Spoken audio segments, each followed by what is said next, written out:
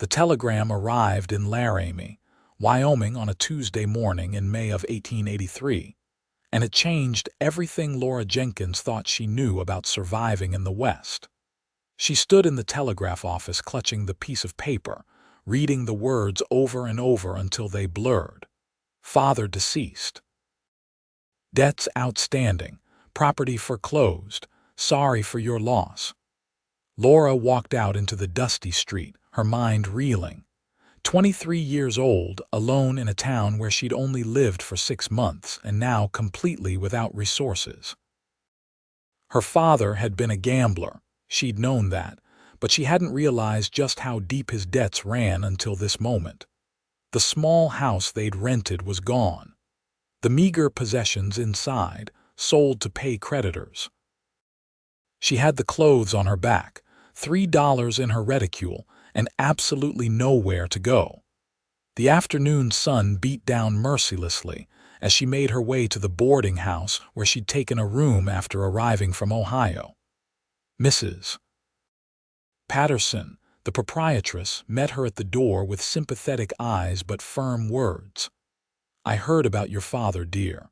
I'm truly sorry, but I'll need this week's rent by Friday, or I'm afraid you'll have to find other accommodations.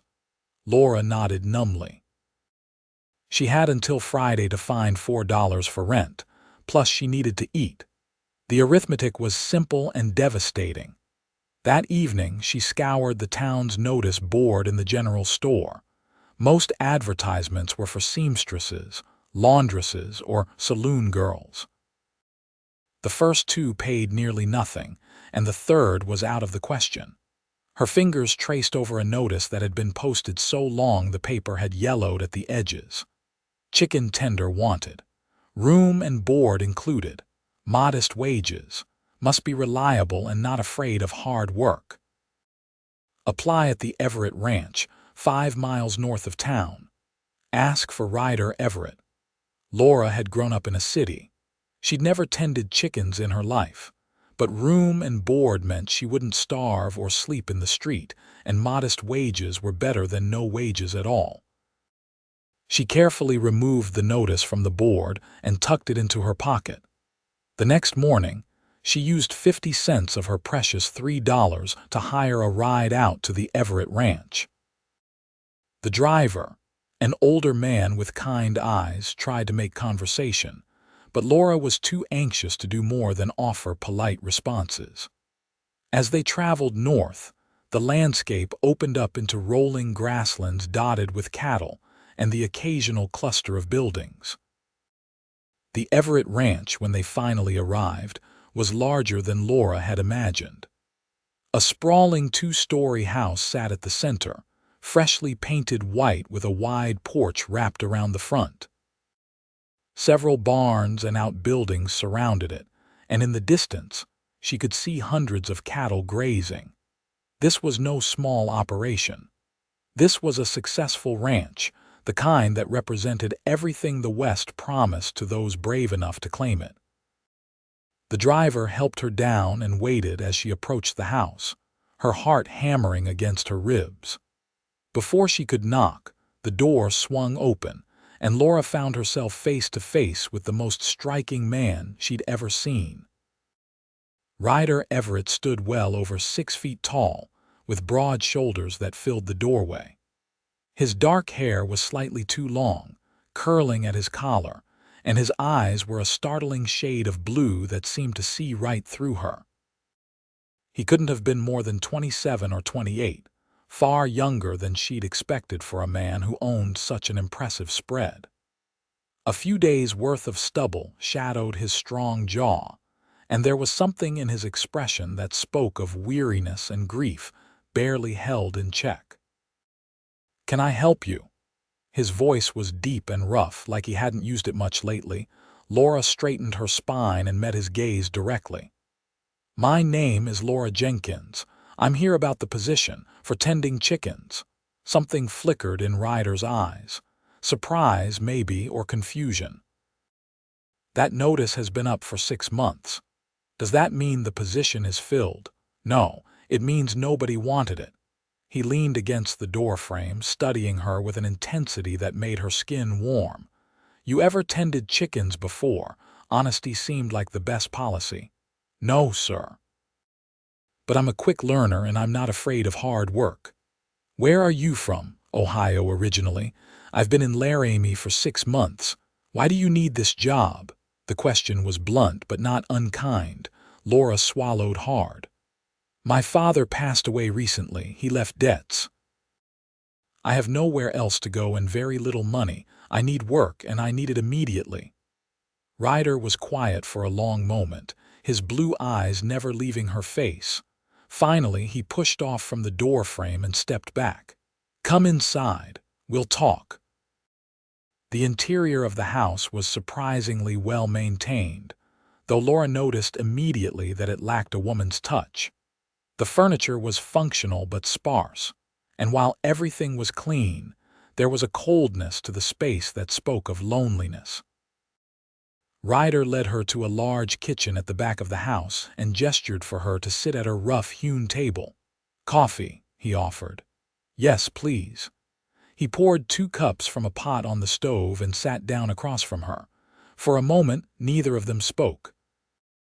Laura used the silence to study him more carefully. Up close, she could see the fine lines around his eyes, the tension in his shoulders. This was a man carrying a heavy burden. "I'll be straight with you, Miss Jenkins. This ranch has been in my family for 20 years. My father built it up from nothing, and when he died 2 years ago, it became mine. 6 months ago, my mother passed away as well." His voice roughened on the last words, and he paused to take a drink of coffee. "She was the one who always tended the chickens. It was her pride and joy, that chicken coop. She had near about 100 birds, and she knew every one of them by name." Laura's heart constricted with sympathy. "I'm sorry for your losses." Ryder nodded once, accepting her condolence. "After she died, I tried to keep up with the chickens myself, but I've got 3,000 head of cattle, 15 horses, and 4 ranch hands to manage. The chickens got neglected. I'm down to about 30 birds now, and they're not doing well. The coop needs repair, the birds need proper care, and I don't have time to give them what they need." "What exactly would the job entail?" "Feeding and watering the chickens twice daily, collecting eggs, cleaning the coop, repairing and maintaining the structure as needed. Eventually, I'd like to build the flock back up to what my mother had, maybe even beyond. There's good money in eggs and meat birds if it's done right." He paused, his blue eyes serious. "It's hard work, Miss Jenkins. You'd be up before dawn and working until dusk most days.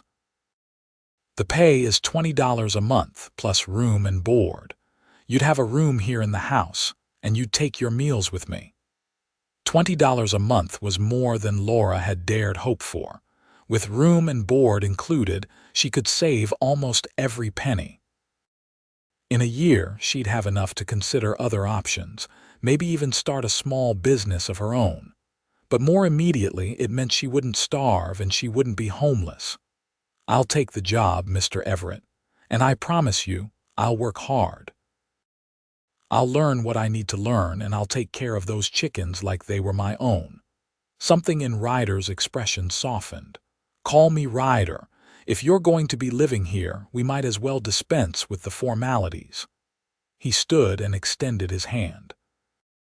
"Welcome to the Everett Ranch, Laura." His hand engulfed hers, warm and calloused from years of hard work.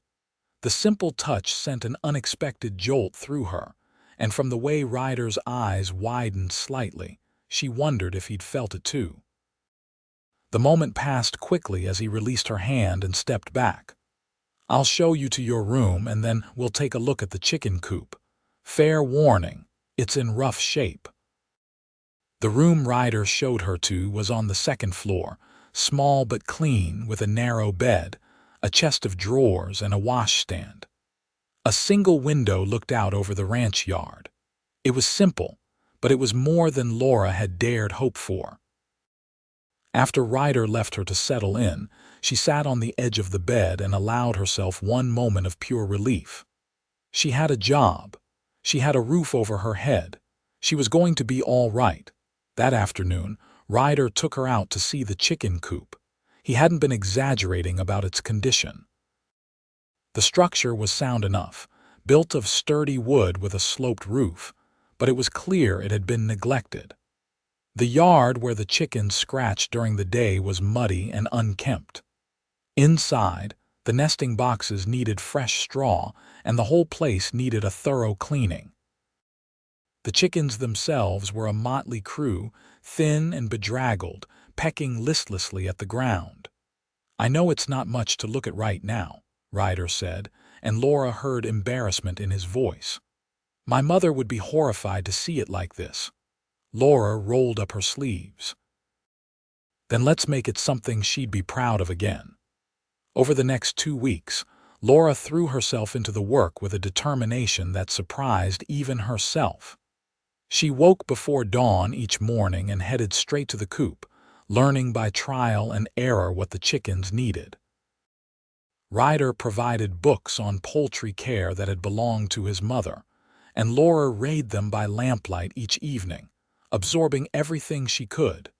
The chickens, sensing they were being cared for again, began to thrive. Laura cleaned out the coop completely, replaced all the old straw with fresh, and repaired the sections of fence that had fallen into disrepair. She established a routine, feeding and watering first thing in the morning, collecting eggs mid-morning, letting the birds out to range in a safe, fenced area during the day, then securing them at night to protect them from predators. Ryder watched her progress with what seemed like amazement. Sometimes she'd look up from her work to find him standing at a distance, observing her with an expression she couldn't quite read. He'd nod and turn away, but not before she caught something that looked almost like approval in his eyes. Their interactions during those first weeks were polite but distant. They shared meals at the kitchen table, usually in companionable silence. Ryder wasn't much of a talker, and Laura was too exhausted from her labors to do more than eat and stumble up to bed. But slowly, as the days passed, things began to shift. It started with small things. Ryder began timing his return to the house to coincide with supper, rather than eating late or grabbing food on the run as he'd apparently been doing before she arrived. He started asking her questions about the chickens, showing genuine interest in her progress. Laura, for her part, found herself curious about the ranch and about the man who ran it. One evening, about 3 weeks into her employment, Laura was preparing supper when Ryder came in from the range earlier than usual. He washed up at the pump outside, then entered the kitchen, his hair still damp and his shirt clinging to his shoulders. "Smells good," he said, and Laura realized it was one of the first casual compliments he'd paid her. Just stew, nothing fancy. She ladled the thick mixture into bowls and set them on the table along with fresh bread she'd learned to bake in the oven. They ate in their usual silence for a few minutes before Ryder spoke again. "The chickens are looking better. I rode past the coop this morning and I could hear them making noise. Happy noise, if that makes sense." Laura smiled. "It does make sense. They are happier. They're putting on weight, and the egg production has nearly doubled in the last week. My mother would have liked you." The words came out quietly, but they hit Laura with unexpected force. "I wish I could have known her," Laura said honestly. "From everything I've seen, she built something special with those chickens." Ryder set down his spoon and looked at her directly. The lamplight cast shadows across his face, making him look both younger and older at the same time. She loved this ranch, but those chickens were her own project. "My father used to tease her about it, said she put more effort into those birds than most folks put into their children. But she'd just laugh and say the chickens never talked back or tracked mud through her clean house. It was the most Ryder had spoken about his family since the day he'd hired her. Laura sensed he needed to talk, so she kept quiet and let him continue. After my father died, she threw herself into the ranch work, tried to do everything he'd done on top of what she already did. I told her to slow down, that I had it handled, but she wouldn't listen. Said staying busy kept her from thinking too much. His voice grew thick with emotion. Then one morning I found her collapsed in the barn. Heart just gave out. Doctor said she'd probably been sick for a while but never said anything. I'm so sorry, Ryder. Laura reached across the table without thinking and placed her hand over his. The gesture was meant to be comforting, but the moment her skin touched his, that same electric awareness from their first handshake returned, stronger this time. Ryder looked down at their joined hands, then up at her face. Something passed between them in that moment, something neither of them was quite ready to name. After a long pause, he turned his hand over and squeezed hers gently before pulling away. "Thank you," he said quietly, "for listening, and for everything you're doing here. It means more than you know." That night, Laura lay awake in her narrow bed, thinking about the look in Ryder's eyes and the feel of his hand in hers. She'd come here out of desperation, seeking nothing more than survival. She hadn't expected to care about the chickens, about the ranch, or especially about the lonely rancher who was clearly still grieving his losses. But caring was exactly what she found herself doing. As spring turned to summer, the ranch came alive with activity. Calving season meant long days for Ryder and his hands, and Laura found herself seeing less of him during daylight hours.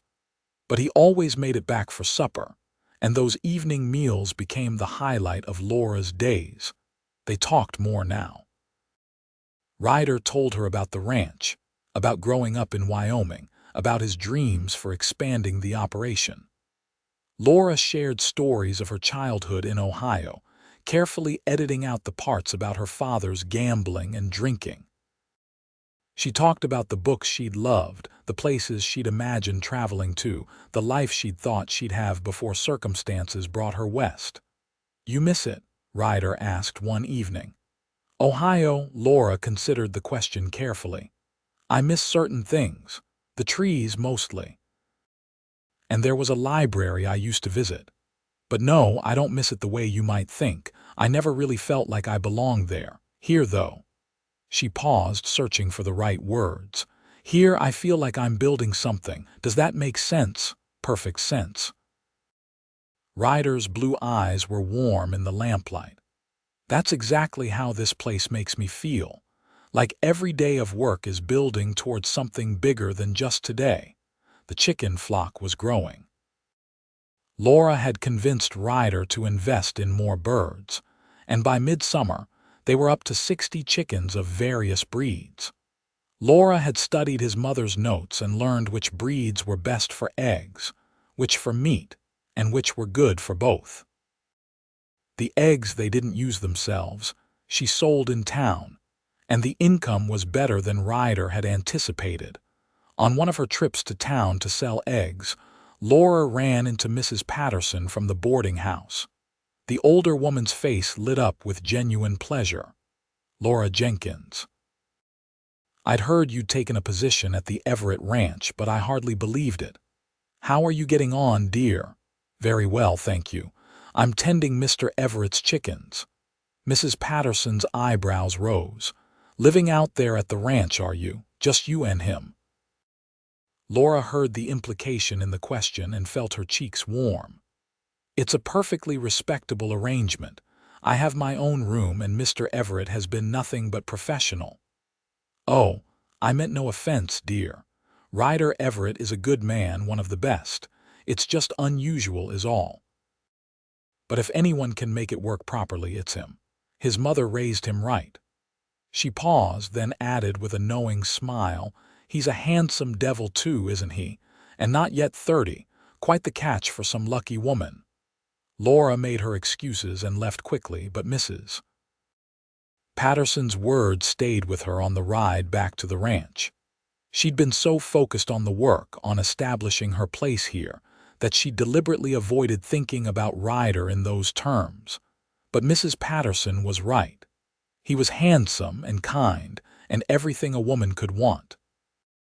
And Laura was beginning to realize that her feelings for him went well beyond simple gratitude for employment. That evening, she found herself watching him more closely during supper. The way his hands moved as he cut his food, strong and capable. The way his eyes crinkled when he smiled, which he'd been doing more often lately. The way he listened when she spoke, giving her his full attention as if nothing else in the world mattered. When had this happened? When had her employer become someone she looked forward to seeing? Someone whose presence made her heart beat faster? Someone she thought about long after they'd said goodnight and retreated to their separate rooms? Ryder must have noticed her staring because he paused with his fork halfway to his mouth. Something wrong? No, sorry, just thinking. About what? Laura scrambled for a safe answer. The chickens. I think we should consider getting a rooster. If we're going to keep expanding the flock, we'll need fertile eggs to hatch. It wasn't what she'd been thinking about at all, but Ryder accepted the deflection. Good idea. I'll ask around, see who has a good bird for sale. Later that night, Laura stood at her bedroom window, looking out over the moonlit ranch yard. The door to Ryder's room was down the hall, and she could see the glow of his lamp under the door. What was he thinking about? Did he ever think about her the way she thought about him? Or was she just another ranch hand to him, useful but ultimately replaceable? The next day brought unexpected visitors. Laura was in the chicken yard when she heard the sound of approaching horses. She looked up to see 3 riders coming up the lane, and even from a distance, she could tell something was wrong. The men rode with a tension that suggested trouble. Ryder emerged from the barn, and Laura saw him tense as he recognized the visitors. She moved closer, staying near the coop but within earshot. Everett, the lead rider said, dismounting. He was an older man, heavy-set with a star pinned to his vest. We need to talk. Sheriff Morrison, what brings you out here? Cattle rustlers hit the Morrison place last night. Took 20 head. We're checking with all the ranchers in the area, seeing if anyone saw anything suspicious. Laura's breath caught. Cattle rustling was serious business in Wyoming, and it often led to violence. Ryder shook his head. Haven't seen anything unusual. How'd they get past Morrison's hands? Cut the fence on the south pasture. Morrison's men didn't discover it until this morning. The sheriff spat tobacco juice into the dirt. I'm telling all the ranchers to keep a sharp eye out. This gang has hit 3 places in the last month. They're getting bolder. After the sheriff and his deputies left, Ryder stood in the yard for a long moment, his expression troubled. Laura approached him cautiously. Is it dangerous? She asked. Could be. Rustlers don't usually bother with places as well staffed as this one, but you never know. He looked down at her and concern filled his eyes. I want you to be careful, Laura. Don't go wandering off alone, and if you see any strangers around, you come get me immediately. Understand? The protectiveness in his voice made her stomach flutter. I understand. I mean it. These men are dangerous. They've killed before when someone got in their way. He reached out and gripped her shoulder, the touch brief but intense. Promise me you'll be careful. I promise. That night, Ryder stationed one of his hands near the house as a precaution. Laura tried to sleep, but found herself listening to every creak and groan of the old house, imagining threats in every shadow. Around midnight, unable to rest, she got up and went downstairs for a glass of water. She nearly jumped out of her skin when she found Ryder sitting at the kitchen table in the dark, a rifle propped against the wall beside him. Couldn't sleep either, he asked, his voice low. No, keep thinking I hear things. There's nothing out there but my hand on watch and the usual night creatures. You're safe, Laura." She poured her water and, instead of returning to her room, sat down across from him. In the darkness, she could barely make out his features, but she felt his presence like a physical thing. "Are you worried," she asked, "about the rustlers? Some. About you being here if they do show up, more than some." The admission made her pulse quicken. "I can take care of myself." "I'm sure you can, but that doesn't stop me from wanting to keep you safe." The air between them seemed to thicken with unspoken words. Laura knew she should go back to bed, should maintain the professional distance that had kept things safe and simple between them. Instead, she heard herself say, "I'm glad I'm here, Ryder.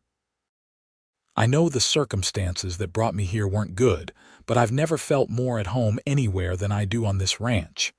A long silence followed. Then Ryder said, so quietly she almost didn't hear him, "I'm glad you're here too. More glad than I probably should be."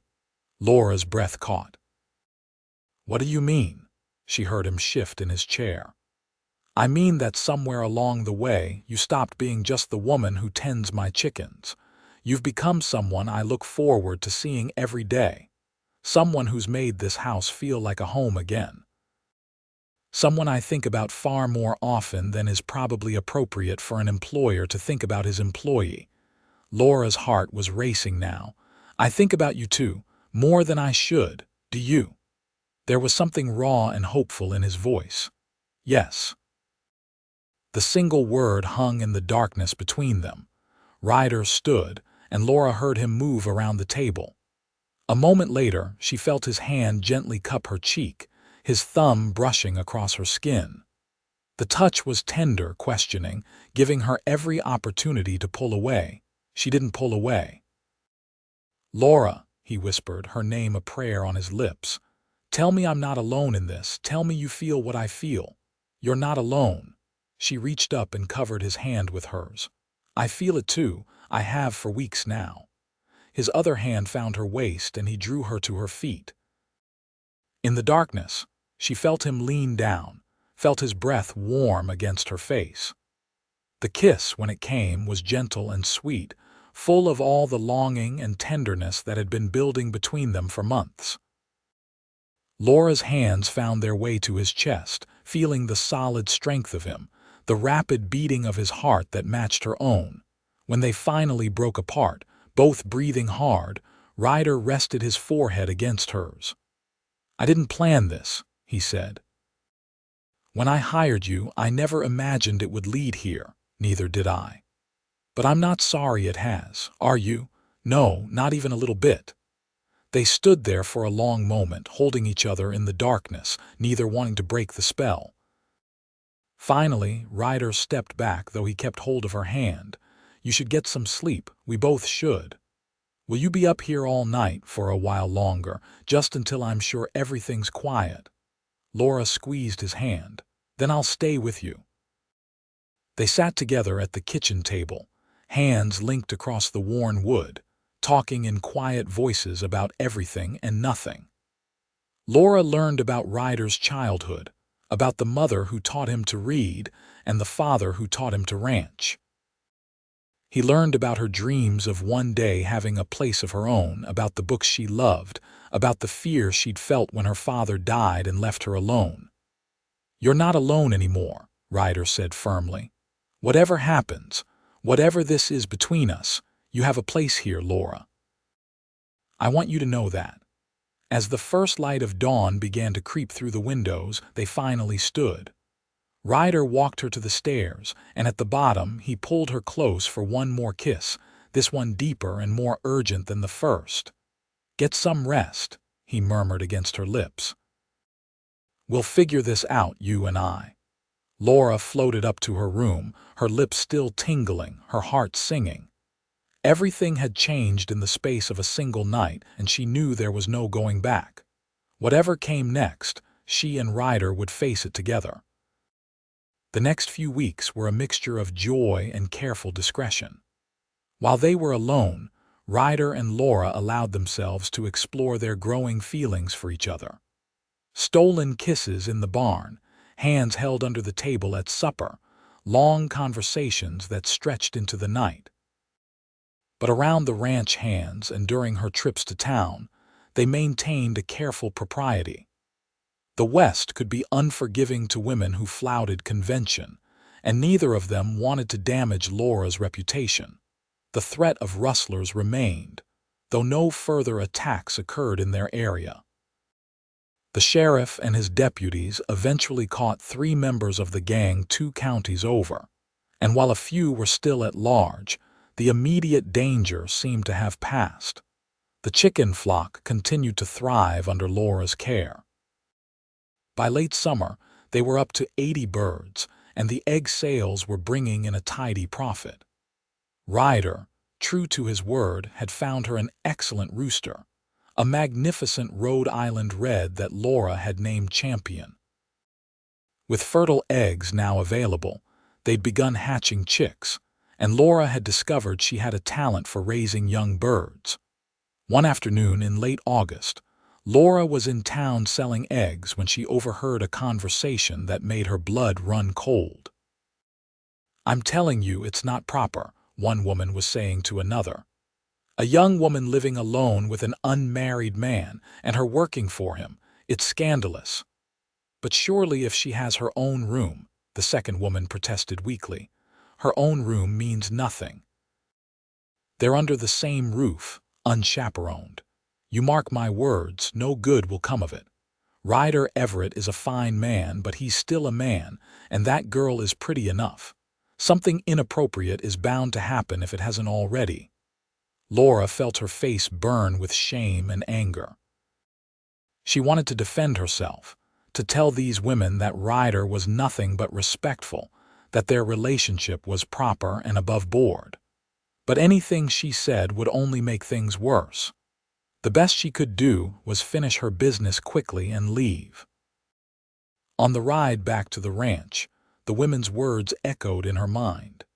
She'd been so happy, so caught up in her feelings for Ryder, that she hadn't fully considered how their situation might look to others. And if people were talking in town, it was only a matter of time before the gossip spread. When she arrived back at the ranch, Ryder took one look at her face and knew something was wrong. "What happened?" he demanded, helping her down from the wagon. Laura told him about the conversation she'd overheard. As she spoke, she watched his expression darken. "I'm sorry," he said when she finished. "I should have thought about how this would look. I should have done something to protect your reputation. You've done nothing wrong. We've done nothing wrong. I have my own room, we're not related, and there's no law that says a woman can't work for an unmarried man." "There's no law," Ryder agreed, "but there is public opinion, and that can be just as powerful." He took her hands in his blue eyes intense. "Laura, I need to ask you something, and I want you to answer honestly. No worrying about hurting my feelings or saying what you think I want to hear, just the truth. All right. You want to stay here, knowing that people are talking, knowing that it might get worse. Because if you want to leave, I'll help you. I'll give you enough money to get started somewhere else, wherever you want to go, and I'll make sure you have good references, no matter what anyone says." Laura's heart clenched. Was he trying to get rid of her? Had the gossip made him realize that pursuing a relationship with her was more trouble than it was worth? "Is that what you want?" she asked, hating how small her voice sounded. "Do you want me to leave?" "God, no." The vehemence in his voice was almost shocking. "No, Laura, that's the last thing I want, but I won't trap you here. I won't let you sacrifice your reputation, your future, just because I've been selfish enough to want you to stay. You're not being selfish, and I don't want to leave." She stepped closer to him, lifting her chin defiantly. "Let them talk, Ryder. I know the truth. You know the truth. That's all that matters." "Is it?" He cupped her face in his hands, his thumbs stroking her cheeks. "Because there's one way to stop the talk permanently. One way to make sure no one can question your place here or your reputation." Laura's breath caught. "What are you saying?" I'm saying marry me. Make this official, make us official. I know it's fast, I know we've only known each other for 4 months, but I can't imagine my life without you anymore. You've brought light back to this place to me. I love you, Laura Jenkins. And if you'll have me, I'll spend the rest of my life making sure you never regret saying yes. Tears sprang to Laura's eyes.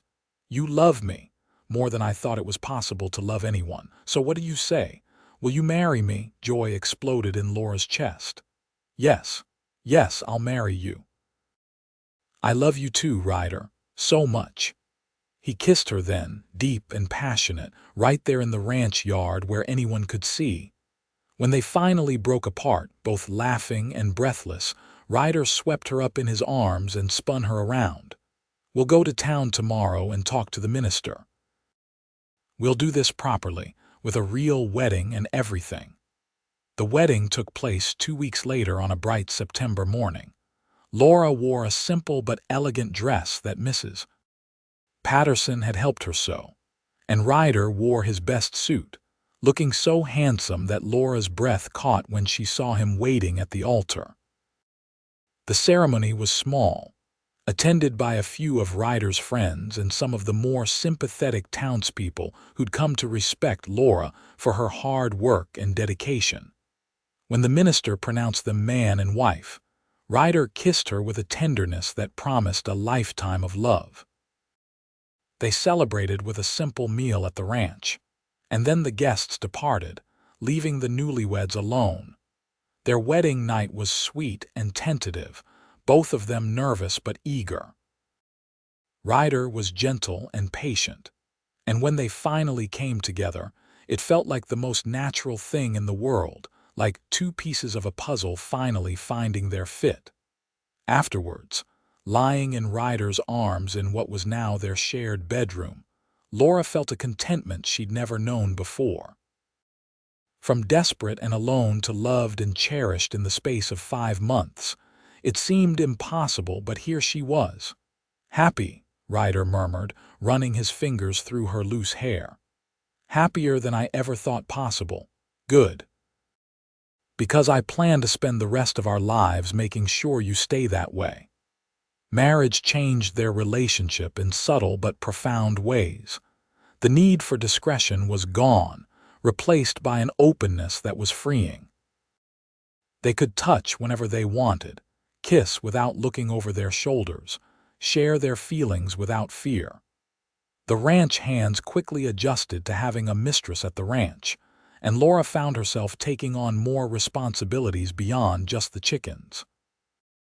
She began helping with the household accounts, discovering she had a head for numbers that Ryder appreciated. She learned to cook more elaborate meals and took pride in setting a good table.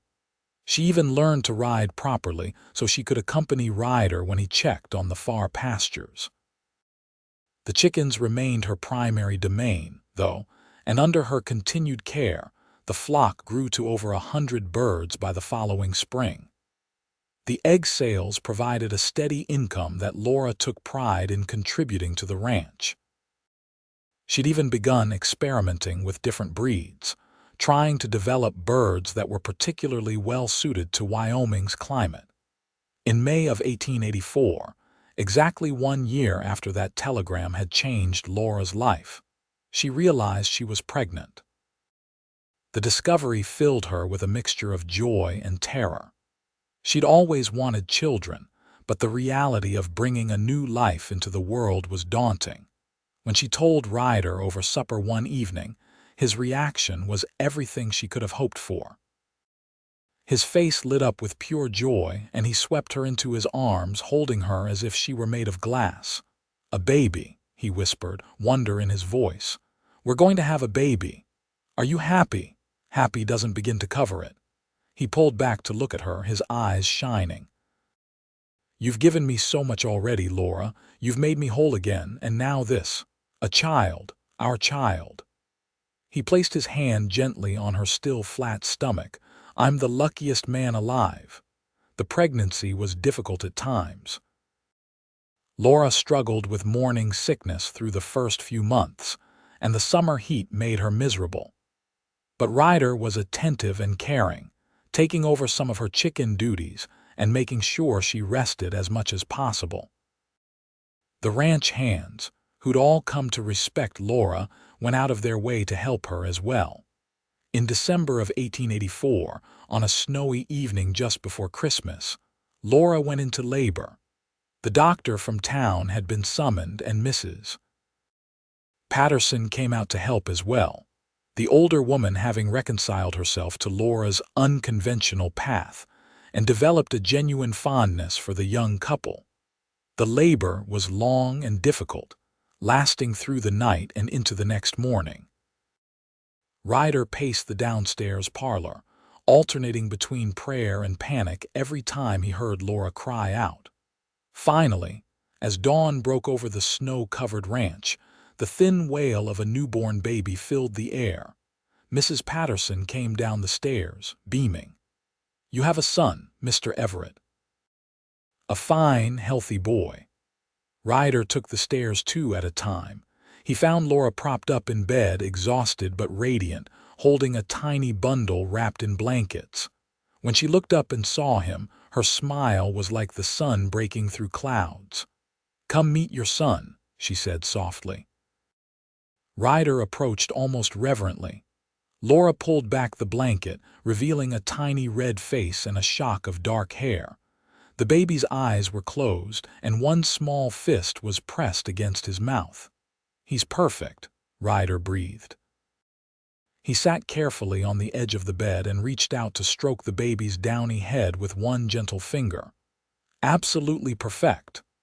"I thought we could name him Jacob," Laura suggested. "After your father."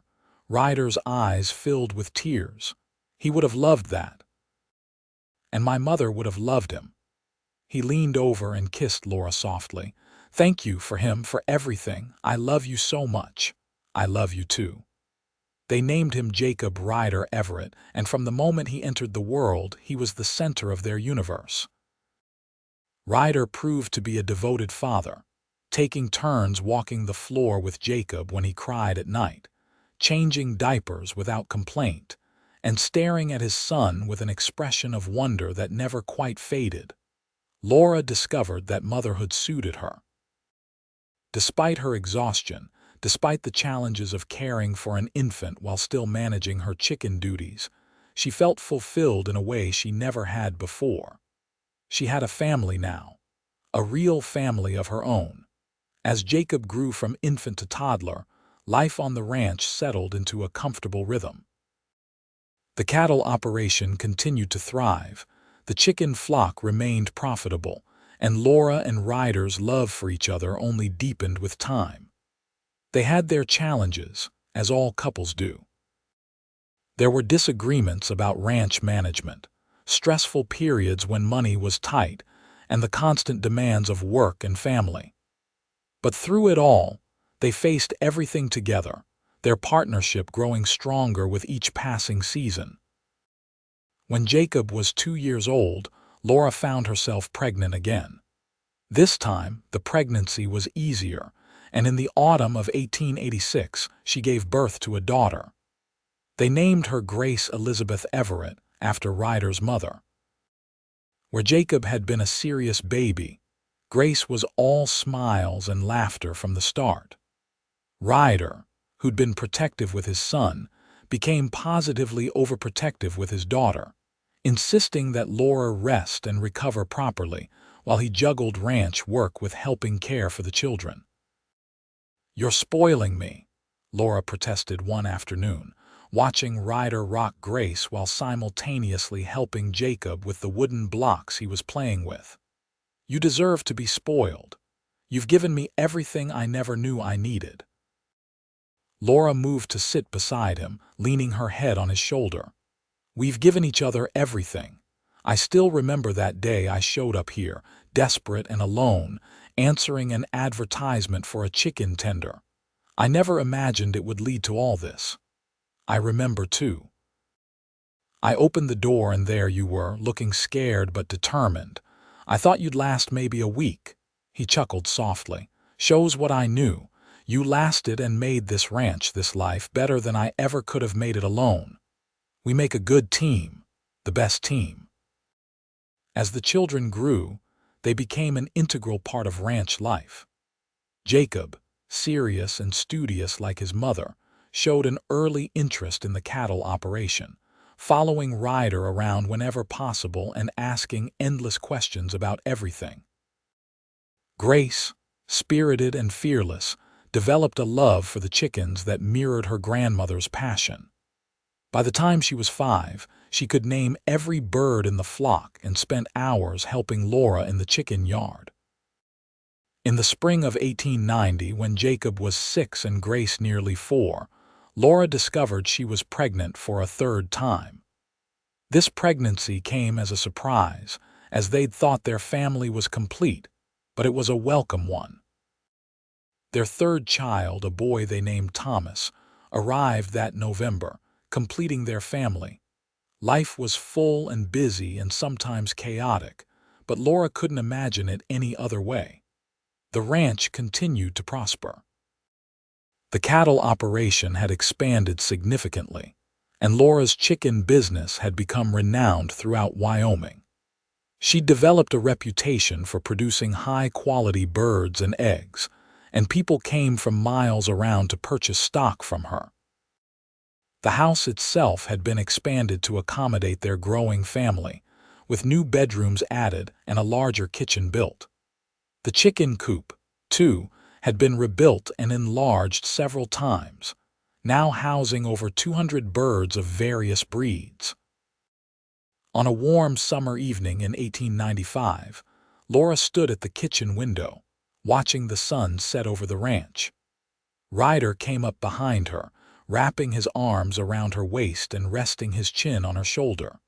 The children were playing in the yard, their laughter drifting through the open window. Jacob, now 11, was teaching 7-year-old Grace how to rope a fence post, while 5-year-old Thomas watched with wide eyes, eager to learn.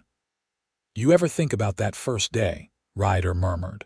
"When you showed up looking for work, all the time, I was so scared. I thought I was just looking for survival, a way to keep from starving. I never dreamed I'd find everything I'd ever wanted. I knew that day there was something special about you. I didn't know what it meant at the time, but I felt it, like something inside me recognized something inside you." Laura turned in his arms to face him. At 39, Ryder was even more handsome than he'd been when they met. His dark hair was threaded with silver now, and there were more lines around his eyes, but the way he looked at her hadn't changed. It was still filled with the same love and wonder it had held on their wedding day. "I love you," she said simply. "I love our life, our children, this ranch, all of it. And I love you, more now than ever if that's possible." He kissed her softly. "You came here to mind my chickens, but you ended up minding my every thought, filling my every dream. You saved me, Laura. I was just going through the motions before you arrived, living but not really alive. You brought me back to life." "We saved each other," Laura corrected gently. "I was lost, and you gave me a home. You gave me a purpose. You gave me everything." They stood there together, watching their children play as the sky painted itself in shades of orange and pink. The chickens clucked contentedly in their coop, settling in for the night. In the distance, cattle grazed peacefully on the rolling grasslands. Everything was exactly as it should be. That night, after the children were tucked into bed and the house was quiet, Laura and Ryder sat on the porch swing he'd built for her as a 5th anniversary present.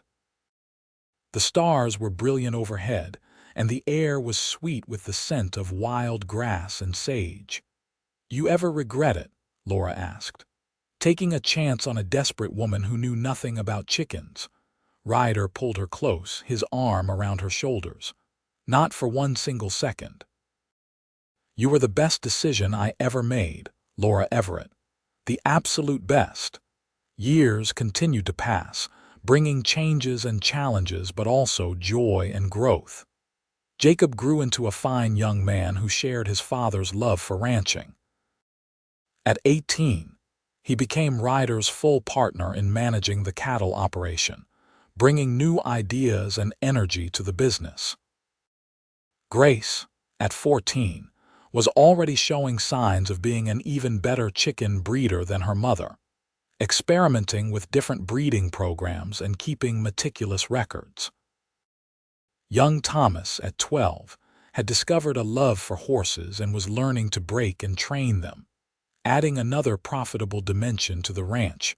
Laura and Ryder, now in their early 40s, had settled into a comfortable middle age. Their love had matured into something deep and abiding, a partnership built on years of shared experiences, challenges overcome together, and an unshakable commitment to each other and their family.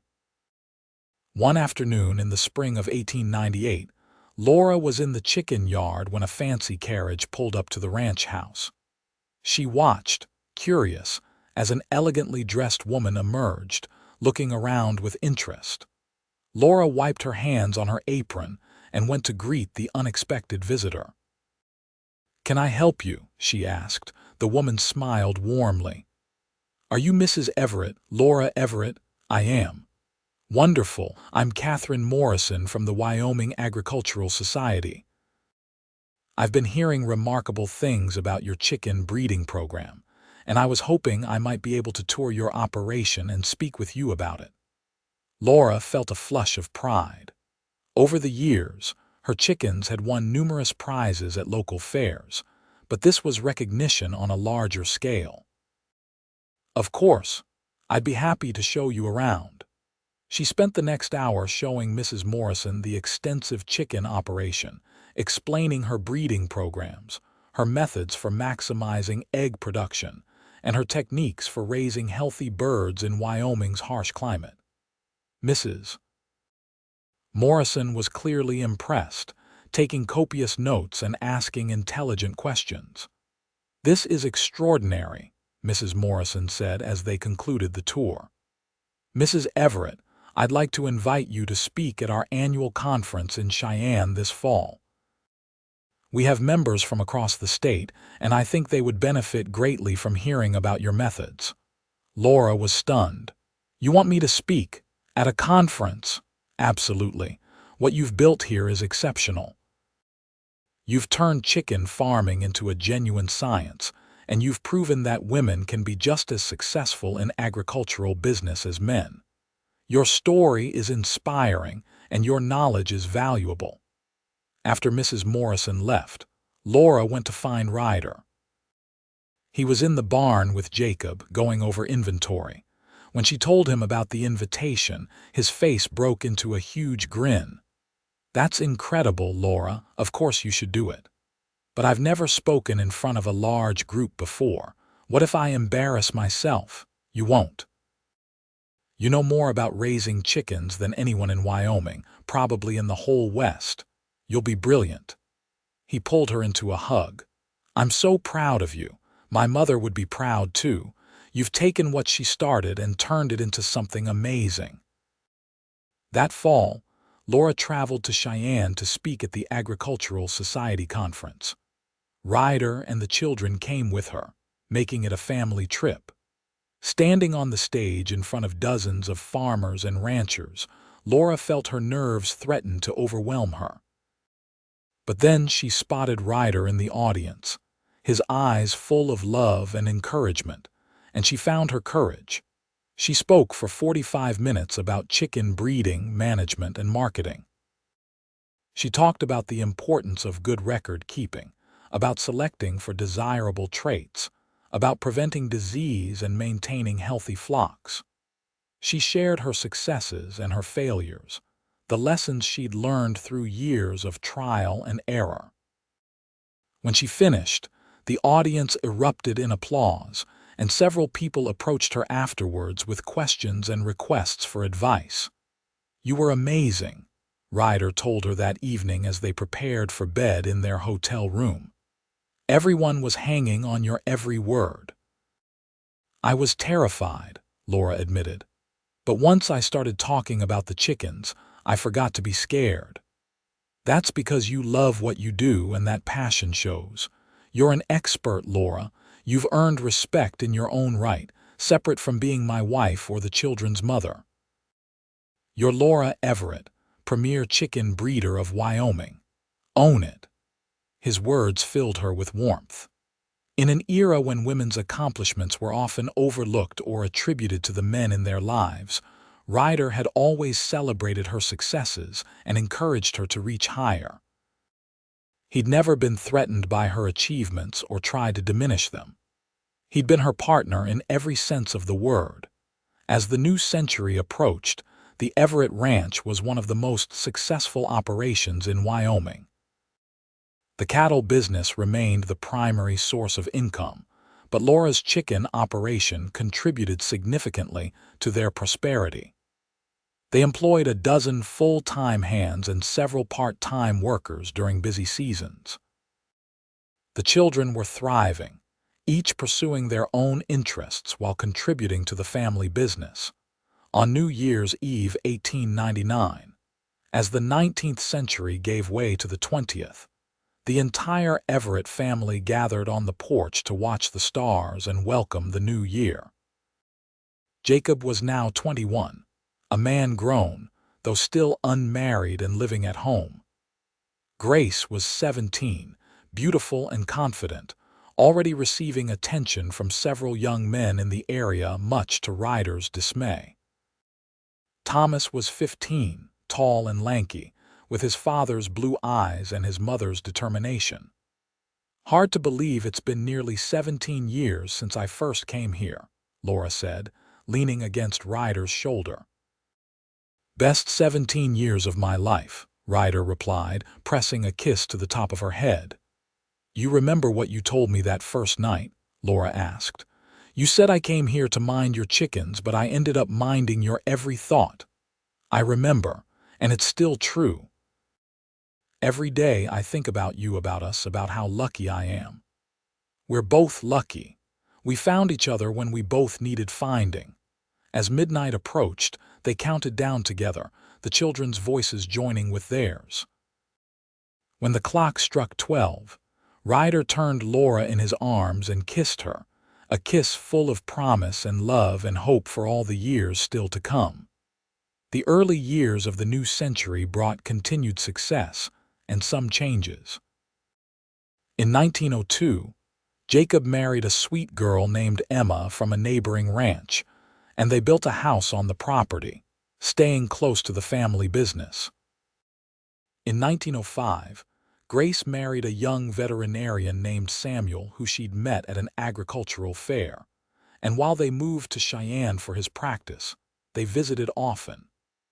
Thomas, at 20, was still unmarried but was making a name for himself as one of the best horse trainers in Wyoming. Laura and Ryder, now in their late 40s, had become something of a power couple in Wyoming agricultural circles. Ryder's cattle operation was renowned for its high-quality stock, and Laura's chicken breeding program was considered one of the best in the West.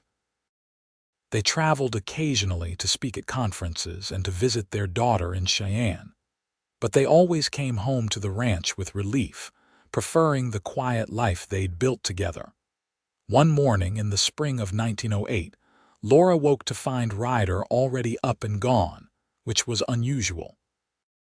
She dressed quickly and went downstairs, finding a note on the kitchen table asking her to meet him at the chicken coop. Curious and a bit concerned, Laura made her way to the coop. What she found there took her breath away.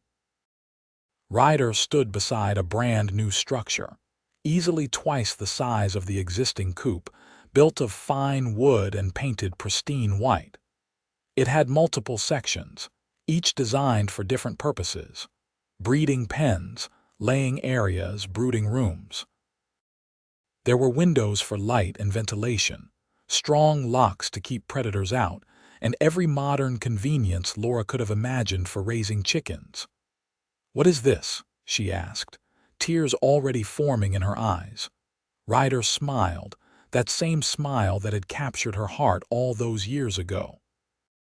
"I've been working on it for months with the boys. I wanted to surprise you. You've outgrown the old coop and you've been talking about expanding but worried about the cost. So I figured, for our 25th wedding anniversary, I'd give you what you really wanted. Our anniversary isn't until September. I know, but I couldn't wait. And besides, I figured you'd rather have this than jewelry or a fancy trip. Laura laughed through her tears. You know me so well. She walked around the structure, marveling at the craftsmanship and attention to detail. It's perfect, Ryder. Absolutely perfect. Like you, he said, coming up behind her and wrapping his arms around her waist. 25 years, Laura. 25 years of waking up next to you, of building this life with you, of loving you more with each passing day. And I'd do it all again in a heartbeat. She turned in his arms, reaching up to cup his face. His hair was more silver than dark now, and the lines on his face had deepened, but to her, he was as handsome as the day they'd met. We've had a good life, haven't we? The best life. And we're not done yet.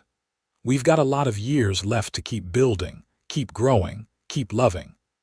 That September, they celebrated their 25th anniversary with a large party at the ranch.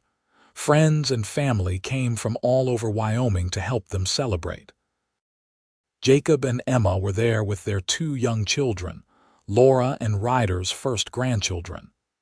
Grace and Samuel came from Cheyenne, and Grace announced she was expecting their first child. Thomas brought a young woman he'd been courting, a rancher's daughter named Abigail who seemed to fit right into the family. As Laura looked around at the gathering, at the life they'd created, she felt overwhelmed with gratitude.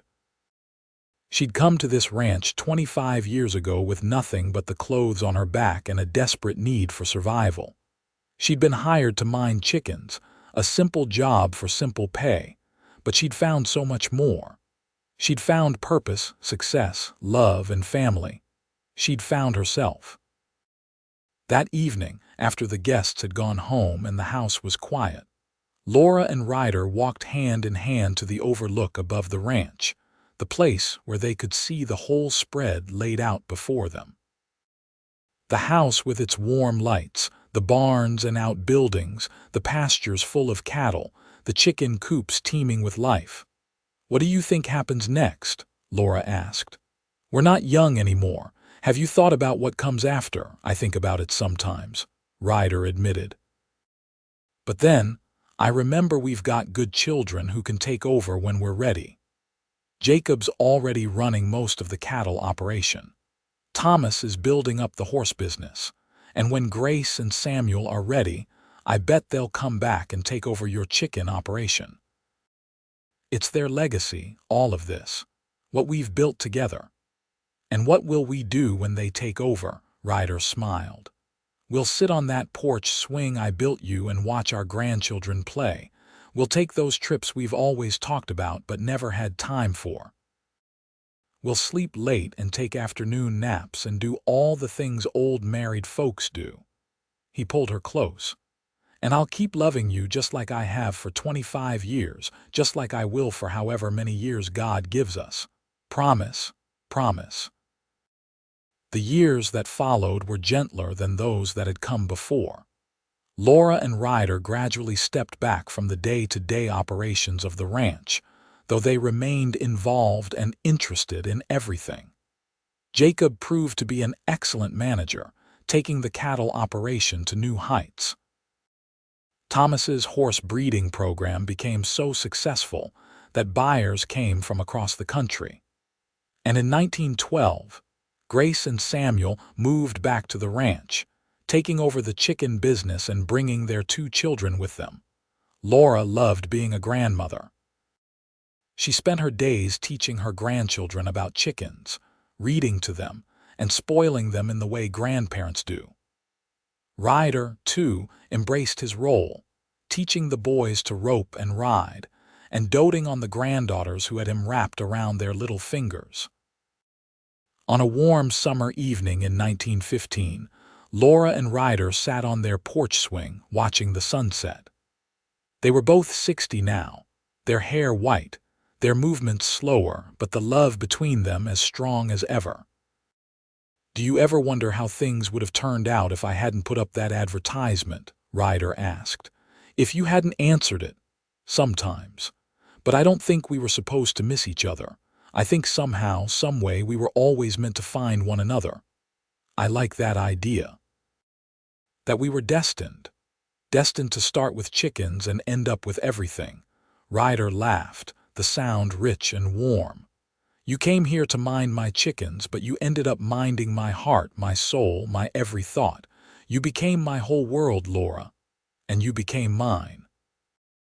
They sat in comfortable silence as darkness fell, the sounds of the ranch settling in for the night all around them. Somewhere, chickens clucked softly in their coops. Cattle lowed in the distance. Their grandchildren's laughter drifted from inside the house where Grace was putting them to bed. The life they'd built together hummed around them, rich and full and complete. "I love you, Laura Everett." "I love you too, Ryder Everett, for always and forever." "For always and forever," he agreed, and kissed her softly as the stars began to appear overhead, bearing witness to a love that had started with a simple job tending chickens and had blossomed into something beautiful and enduring. A love that had weathered every storm, celebrated every triumph, and grown stronger with each passing year. As they sat there together, two souls who had found each other in the vast Wyoming territory and built a life beyond anything either had imagined, they knew that their story was far from over. There would be more grandchildren to love, more sunsets to watch, more quiet moments to treasure. And through it all, they would face everything together, just as they always had, their hands joined and their hearts forever intertwined. The Everett Ranch continued to thrive for generations, a testament to what could be built when two people found each other at exactly the right moment and chose to build something beautiful together. And it all started with a simple advertisement, a desperate woman, a lonely rancher, and a coop full of chickens that needed minding. But in the end, it became so much more than that. It became a love story for the ages, set against the backdrop of the wild Wyoming frontier, where anything was possible for those brave enough to reach for it.